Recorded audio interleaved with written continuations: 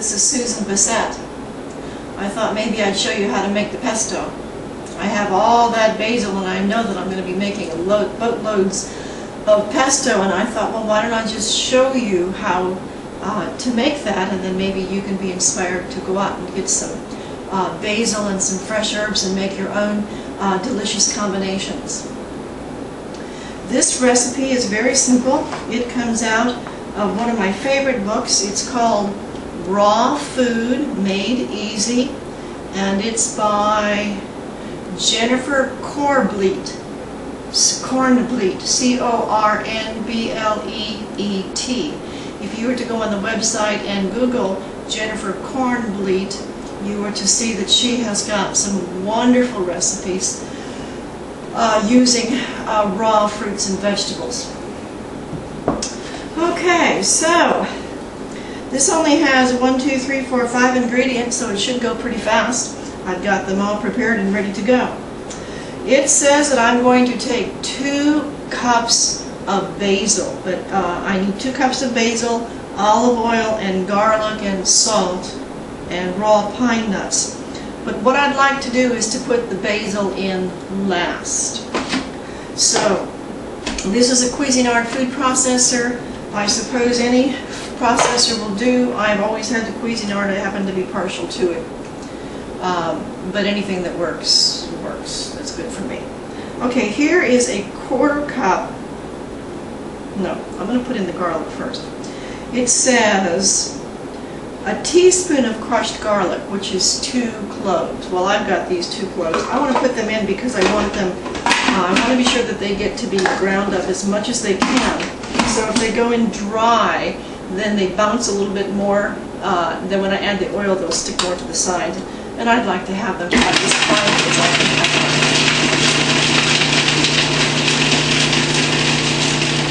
Now, in the old days, I used to make mayonnaise. And when I made mayonnaise, I would take my stuff in there and I would slowly pour in the olive oil. Let's see what that does. Because if you put it in slowly, it affected the outcome of the product of mayonnaise. But I don't see a difference here. Okay. That left over from my whole days of making mayonnaise. Okay. I'm going to just let this drain in here to get, since this is extra virgin cold pressed olive oil, a little pricey. I like to get it good to the last drop, so here we go. The next thing we're going to put in is, they call for pine nuts. If you can afford pine nuts, good for you, go for it. But I can't, or at least I'm not willing to. I get raw cashews. You want your nuts raw if you can get them. They can be had on the internet, obviously, or at a well-stocked health food store. You want your nuts raw because the raw nuts contain the life forces. And I can prove that to you this way. If you were to, obviously cashews or almonds, they're the seeds of the tree. Seeds, of course, have all of the elements of life inside. If you soak the nuts overnight and then do the right things to them, then they will begin to sprout, which means that the life forces that are within the nut, within the cashew or the almond or the sunflower seed or whatever it is that you are sprouting, it wakes up and it begins to start the life forces and the energy that are bound up in the seed. And if you think of your food as energy for your temple, energy for your body, anytime that you can have live food being defined as the ones that still have the life forces in them, then you are going to get a more nutrient value, more nutrient-rich foods. You're supposed to soak your cashews for a few hours. I didn't because I just figured out about 10 minutes ago that I was going to make this basil, but I did soak them. 1/4 cup of, here we have a 1/4 cup of cashews that are soaked. So I'm going to rinse them off. You'd be surprised what comes out in the rinsing water, even just for a few minutes. Okay, I'm going to put those in. And then I'm going to put in 1/4 teaspoon plus 1/8 of a teaspoon of salt for your fraction nuts. That's 3/8 of a teaspoon of salt, and that looks to be like that. Okay. So we have in the let's see, the olive oil, garlic, salt, and the raw pine nuts. Although I'm using cashews. Let's give that a whirl. Chop it up a bit.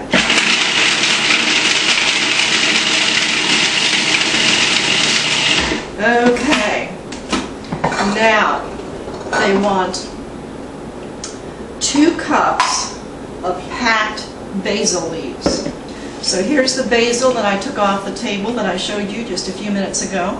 I have them rinsed. I pinched off the stem and I have them rinsed, and then I gave them a spin around in one of these things here.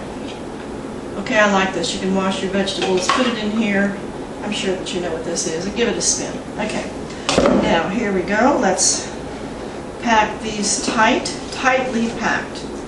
Usually I just throw them in. Let's find out. Ordinarily I would just throw in this whole bunch. I'd say, this is 2 cups tightly packed. Let's find out. Here is 1 cup tightly packed. All right, let's call this good. Now let's unpack it. Get in the second one.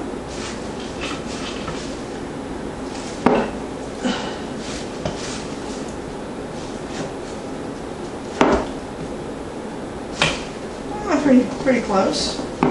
If I had put it in, I had this much extra. It's it might have been 2.5 cups tightly packed. I'm going to put this in here, and now I want it to come down, so I'm going to pulse it. Oops, a couple leaves out here. Let's put this all together. We have to get the safety features in. Okay? You see it's kind of popping it.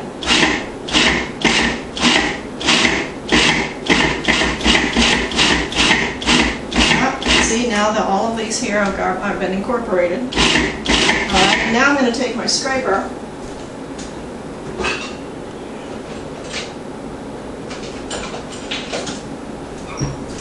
There's always one more thing you forget to get. Okay, I'm going to take my scraper. I'm going to get all the garlic and the salt that's stuck to the edges because it's full of olive oil. Scrape it around. Scrape it around. And then give it a good whirl. Okay, you don't want a pulverized mess. You just want it nice. And let me show you what that looks like.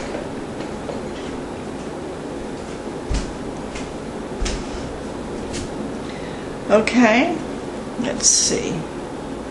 How does that? Okay, the proof of the pudding is in the tasting. So here is my rye cracker, since I am gluten intolerant. And I'm going to take a little bit of the pesto, apply it to the cracker, and give it the taste test.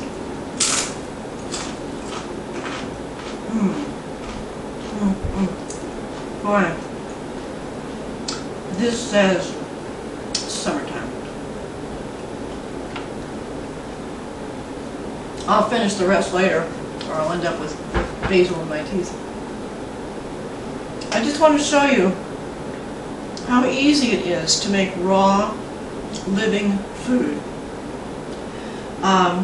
My nutritional persuasion is that you need to feed your body the very best of building materials, which is nutrient-dense food. The very best foods that you can feed your body are raw fruits and vegetables, soap, seeds, and nuts. It sounds like an impossible task, but it isn't. It is very easy to do. It takes some coordination. It takes some finding out. You know, you're not used to cooking without wheat or without milk or without meat. It takes a little bit of thought, but it can be done, and believe me, it can be delicious. This is Susan Bissett saying, have a blessed day.